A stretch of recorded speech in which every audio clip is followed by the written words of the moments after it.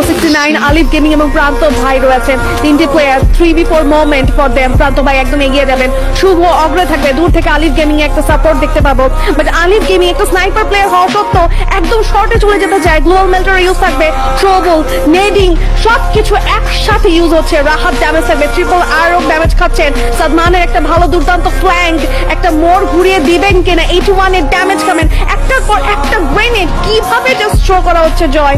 এই জায়গায় টিকে থাকার লড়াইতে কিন্তু দুটো টিমই লড়াই করে যাচ্ছেন। এবার ট্রগন নিয়ে কিছু ড্যামেজ ফাইট করছে স্যার। রাহাত থাকবেন, M590 ভার্সেস ট্রগন, কিছু ড্যামেজ একাই ঢুকে পড়েছেন। ডাউন করবেন ট্রিপল আর কে শুভ, একা দুটো প্লেয়ারের এগেইনস্টে ফাইট করছে। ট্রিপল আর কিলটি কনফার্ম করবেন, রাহাত ডাউন করবেন শুভকে।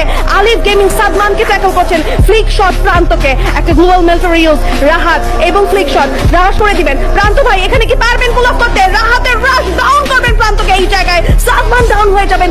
আলিফ গেমিং তো সোলো অ্যাথলিট, একটা পর একটা প্লেয়ারকে ডাউন করছেন। লাস্ট দুটো player 1v2 moment, but last moment Rahat এবং সাদমানের combination, it's a buyer for triple R.